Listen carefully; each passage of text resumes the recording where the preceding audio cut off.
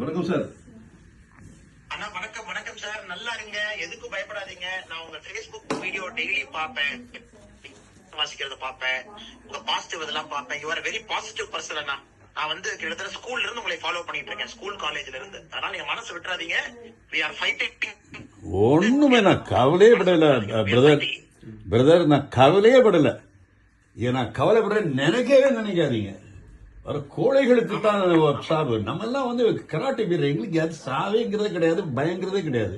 But நீங்க வந்து time எடுத்து இத்தனை பேர் அனுப்பி என்ன சதிக்க அனுப்புனீங்கிறதுக்கு I am so grateful to you. I think நீங்க என்னுடைய வேண்டுதல் இருக்கீங்க.